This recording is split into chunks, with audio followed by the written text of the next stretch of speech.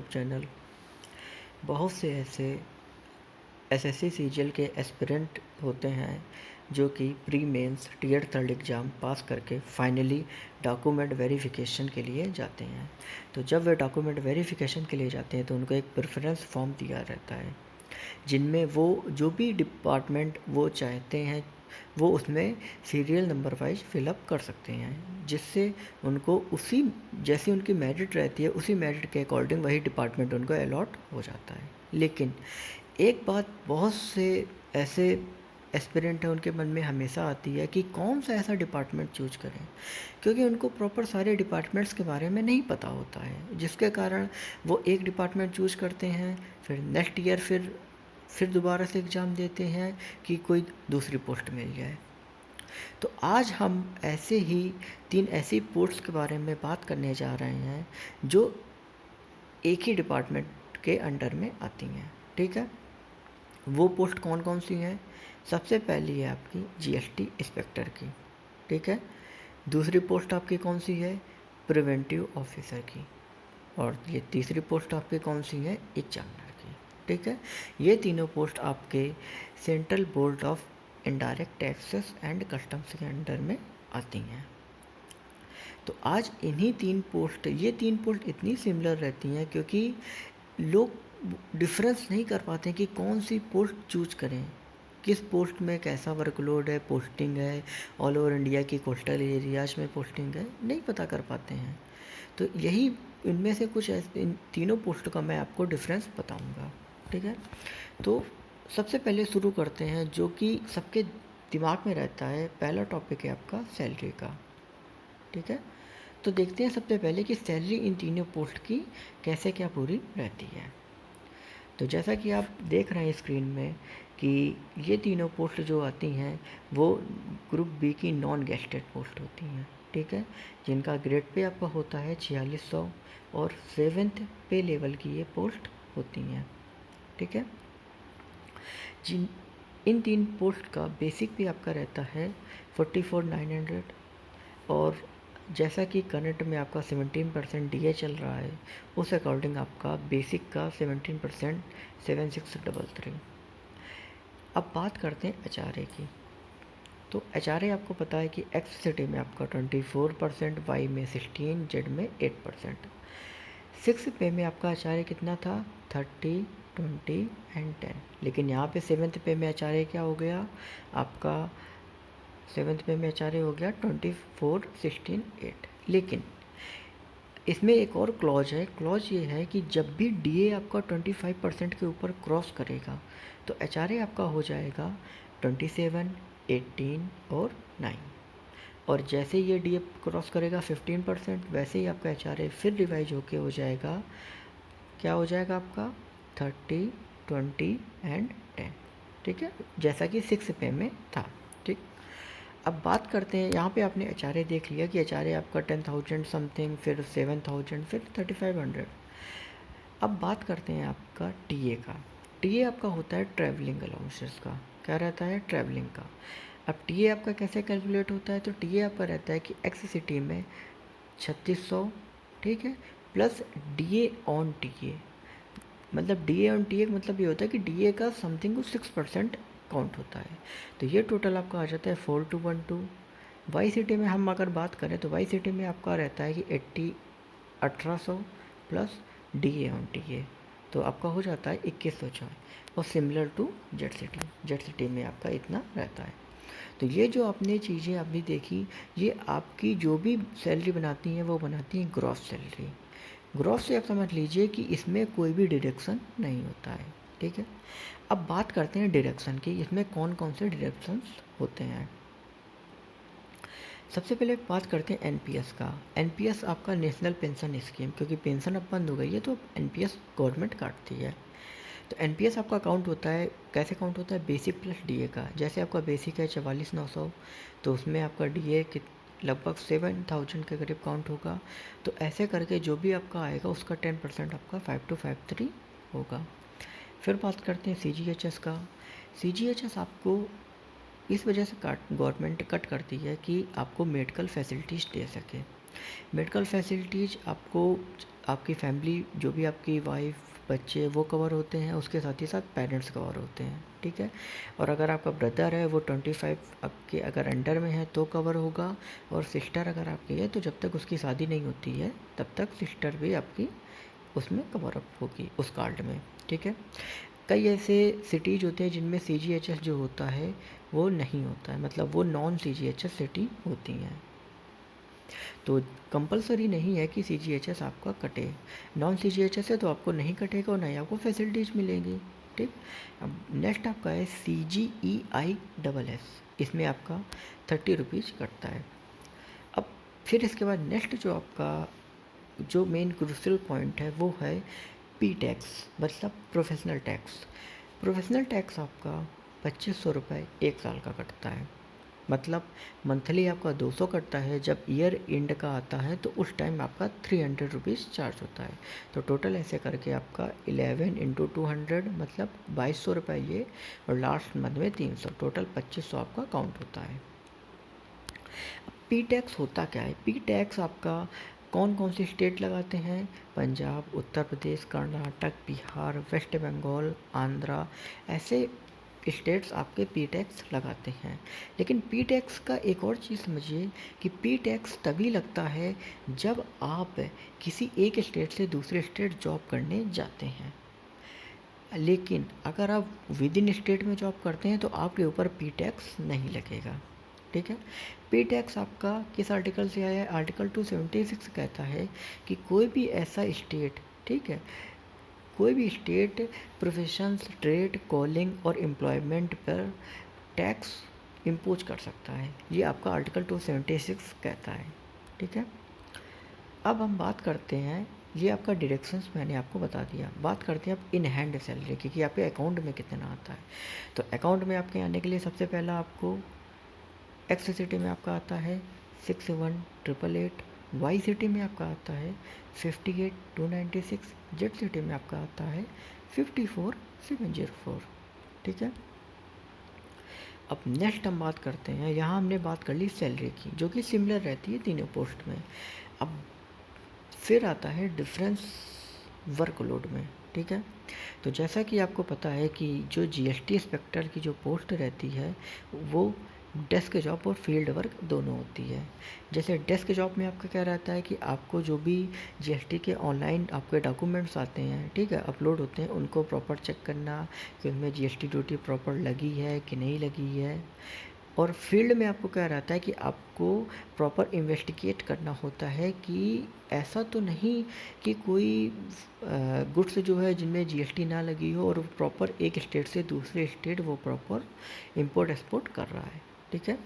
ये काम होता है GST इंस्पेक्टर का।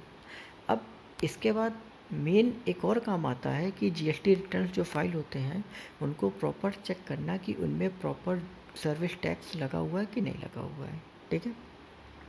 अब बात करते हैं वर्किंग आवर्स की। तो वर्किंग आवर्स आपको पता है कि सेंट्रल गवर्नमेंट का जो टाइम है 9:30 AM टू 6 PM, लेकिन जब क्लोजिंग का टाइम आता है, ठीक है, जैसे आपका फरवरी मार्च का टाइम होता है तो उस टाइम आपको हो सकता है कि वर्किंग आवर्स से ज़्यादा रुकना पड़े, मे बी, कंपलसरी नहीं है, डिपेंड करता है लोकेशन के अकॉर्डिंग, ठीक है। अब नेक्स्ट आता है आपका, हाँ, एक और पॉइंट GST इंस्पेक्टर्स में कि इनकी जो यूनिफॉर्म होती है, यूनिफॉर्म क्या रहती है कि आपका एक खाकी कलर की होती है जिनमें 3 स्टार रहते हैं, और 3 स्टार के जस्ट नीचे आपका लिखा रहता है CBIC, central board of indirect taxes and custom. लेकिन आपको कंपलसरी नहीं है कि आप प्रॉपर यूनिफॉर्म पहन के ऑफिस जाएं। आपको 26 जनवरी, 15 अगस्त, इन्हीं डे पे आपको सिर्फ कंपलसरी होता है कि आपको यूनिफॉर्म पहन के आनी है, क्योंकि उस टाइम फ्लैग होस्टिंग होती है, ठीक है। अब नेक्स्ट बात करते हैं प्रिवेंटिव ऑफिसर्स की। तो जैसा कि आप सभी को पता है कि प्रिवेंटिव ऑफिसर्स की जो पोस्टिंग होती है वो हमेशा सी पोर्ट और एयरपोर्ट में ही होती है, ठीक है।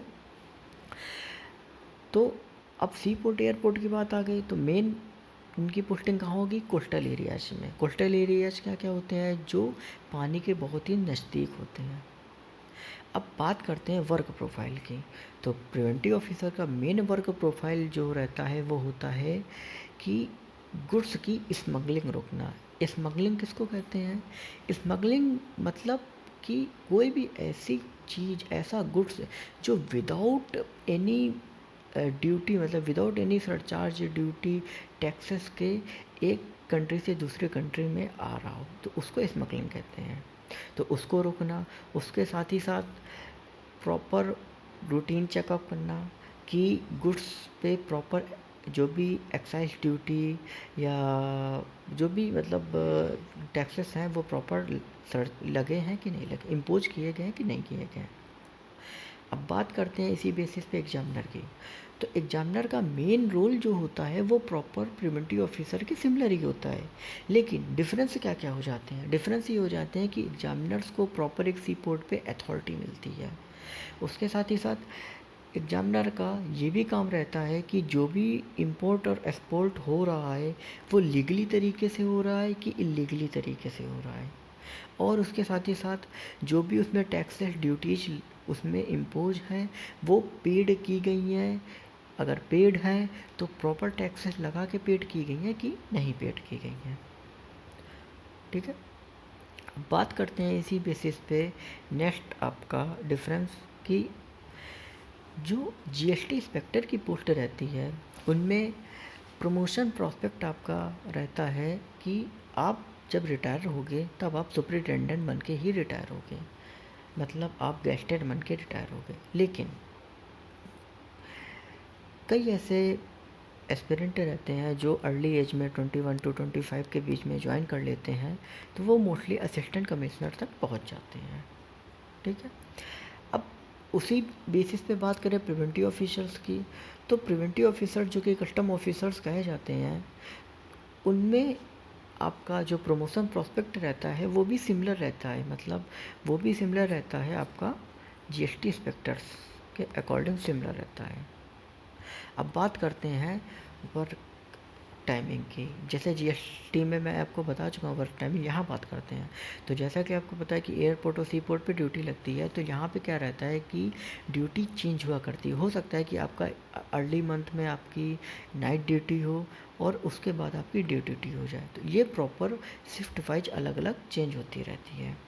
ठीक है, उसके साथ ही साथ आपको प्रॉपर ये भी ध्यान रखना होता है कि कोई भी ऐसा स्मगलर ना हो जो गुड्स इलीगली तरीके से एक कंट्री से दूसरी कंट्री में ले जा रहा हो, जैसे एक कंट्री से अपनी कंट्री में ला रहा हो। ठीक है, अब एक छोटा सा पॉइंट और आपको थोड़ा सा क्लिक कर रहा होगा माइंड में कि जीएसटी इंस्पेक्टर्स को तो आपको पता होगा कि ऑल ओवर इंडिया पोस्टिंग होती है, लेकिन आप ये सोच रहे होंगे कि प्रिवेंटिव ऑफिसर्स की पोस्टिंग तो एयरपोर्ट और सी पोर्ट में होती है। सी पोर्ट तो मोस्टली कोस्टल एरियाज में होते हैं, लेकिन एयरपोर्ट तो नॉर्थ में होते हैं, तो इनकी पोस्टिंग क्यों नहीं होती है?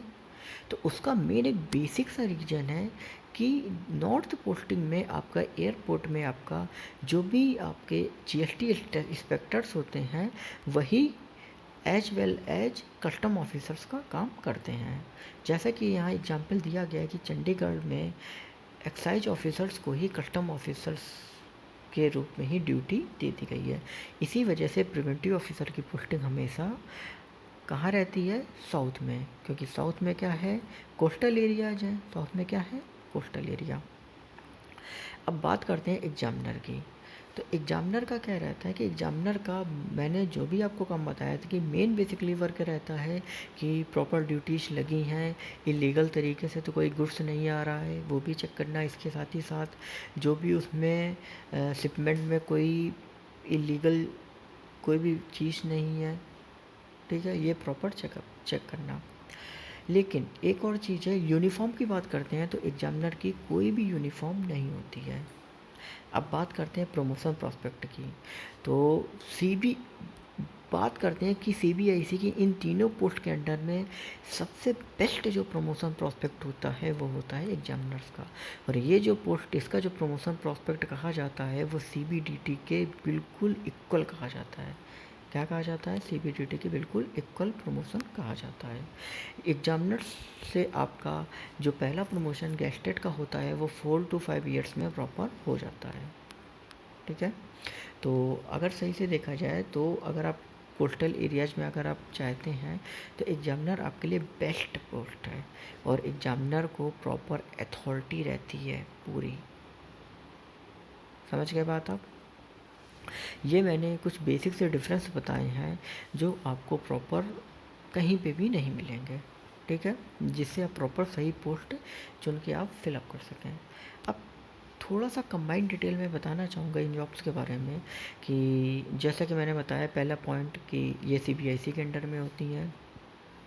पहले इसको central board of excise and custom कहा जाता था, और ये जो बोर्ड है वो आपका डिपार्टमेंट ऑफ रेवेन्यू के अंडर में आता है, और डिपार्टमेंट ऑफ रेवेन्यू जो है वो मिनिस्ट्री ऑफ फाइनेंस के अंडर में आता है, ठीक है। अब थोड़ा सा बात कर लेते हैं कि सिलेक्शन प्रोसेस कैसे रहता है। ये तो इतना बता दिया मैंने। अब इसमें एक चीज़ और आती है कि भैया सिलेक्शन प्रोसेस कैसा रहता है, क्या मेडिकल एटिकल होता है कि नहीं होता है, फिजिकल कुछ स्टैंडर्ड होता है कि नहीं होता है। तो सबसे पहले मैं बता दूं कि जब आप प्रॉपर डॉक्यूमेंट वेरिफिकेशन कराने जाते हैं उसके बाद आपका एक एग्ज़ाम होता है जो होता है कंप्यूटर प्रोफिशिएंसी टेस्ट का, सीपीटी का। ये आपका एग्ज़ाम आपका क्वालिफाइंग होता है, ठीक है। क्वालिफाइंग ये एग्ज़ाम होता है और ये कंपलसरी पास करना होता है, ठीक है। जब आप सीपीटी पास कर लेते हो उसके बाद आपका नेक्स्ट प्रोसीजर आता है आपका डिपार्टमेंट एलोकेशन का। अगर डिपार्टमेंट एलोकेट हो गया है सीबीआईसी में तो उसके बाद आपको कराना होता है प्रॉपर मेडिकल, ठीक है। मेडिकल में आपका क्या रहता है कि आपका एक नॉर्मल आपका फिजिकल फिटनेस होना चाहिए। इसके साथ ही साथ अगर आपका ऑपरेशन हुआ है, किसी भी चीज़ का ऑपरेशन हुआ है उस तो भी आप मेडिकली फिट माने जाएंगे, क्योंकि यहाँ पे डिफेंस के अकॉर्डिंग आपका फिजिकल मेडिकल नहीं होता है। अब इसके बाद बात करते हैं कलर ब्लाइंडनेस जिनको है। तो कलर ब्लाइंड वाले कैंडिडेट ध्यान रखें कि अगर उनको प्रॉपर पास से भी कलर ब्लाइंडनेस की प्रॉब्लम है तो उनके लिए ये पोस्ट नहीं है। लेकिन अगर वो पास में रखी हुई किसी भी चीज़ का अगर वो कलर प्रॉपर जान जाते हैं तो कलर ब्लाइंडनेस ऐसे स्टूडेंट प्रॉपर जा सकते हैं। क्यों? क्योंकि कलर ब्लाइंडनेस में आपको जस्ट बगल में ही बुक रख के आपसे कलर्स पूछे जाते हैं, ठीक है। और बाकी आपको पता ही है 4600 की पोस्ट होती है और ग्रेड भी गेस्टेड होती है, ठीक है। अब नेक्स्ट हम बात करते हैं वैकेंसी पोजीशनिंग की। तो 2019 का जैसा कि आपको पता है कि अभी 15 से 18 नवंबर के बीच मेंस था, ठीक है। 15 से 18 नवंबर के बीच मेंस था और 22 नवंबर को आपका टीयर थर्ड था। ये पहला ऐसा टाइम है जब मेंस का रिजल्ट ना आके टीयर थर्ड पहले इन्होंने करा लिया। तो वैकेंसी आप देखते हैं कि जो सेंट्रल एक्साइज मतलब जीएसटी इंस्पेक्टर्स की जो पोस्ट है वो 2159 है, प्रिवेंटिव ऑफिसर्स की 201 है और एग्जामिनर्स की 123 टोटल पोस्ट दी गई हैं। अब प्रेफरेंस फॉर्म भरते टाइम एक चीज़ अच्छे से ध्यान रखिएगा कि इन पोस्ट का पोस्ट कोड क्या है। जीएसटी के लिए के, प्रिवेंटिव ऑफिसर्स के लिए एल, एग्जामिनर के लिए एम। लेकिन बात करते हैं वैकेंसी चार्ट की। जो भी वैकेंसी चार्ट अभी आया है अगर उसके अकॉर्डिंग अगर हम बात करें तो वैकेंसीज की पोजीशनिंग है 12, 13 और 14। ये 12, 14 और 13 एंड 14 करके आपकी पोस्ट आपकी यही सारी दी गई हैं। तो जो भी ऐसे एस्पिरेंट जो भी जिनके अंदर क्यूरियोसिटी है कि वो डिपार्टमेंट जान सकें, कि पहली बार में वो प्रॉपर डिपार्टमेंट सही चुन सकें, जो चूज कर सकें और इसके साथ ही साथ उनको दोबारा एग्ज़ाम ना देना पड़े, दोबारा वो अगर सिविल के लिए यूपीएससी के लिए जाना चाहते हैं तो प्रॉपर चले जाएँ और इस जॉब से उनको प्रॉपर सेटिस्फैक्शन उस डिपार्टमेंट से हो। तो वो स्टूडेंट्स प्रॉपर इन सब के बारे में डिटेल्स अच्छे से पढ़ लें जिससे वो दोबारा गलती ना कर सकें डिपार्टमेंट फिलअप करने में। तो मैं ऐसे ही अलग अलग डिपार्टमेंट्स की अलग अलग वीडियो मैं लाता रहूँगा। तो आप प्लीज़ इस वीडियो को लाइक करना और चैनल को सब्सक्राइब करना मत भूलें, क्योंकि आगे ऐसी वीडियो आपके लिए आती रहेंगी जिससे आपको आपका जो भी नॉलेज होगा वो और शार्प और ब्रॉड हो जाएगा। तो ध्यान से इस चैनल को सब्सक्राइब करना मत भूलें और इसके साथ ही साथ साइड में जो बेल आइकन है उसमें नोटिफिकेशन ऑन कर दें, जिससे कि जो भी वीडियो अपलोड हो वो तुरंत आपको नोटिफाई करे, जिससे आप उसके बारे में जान सको।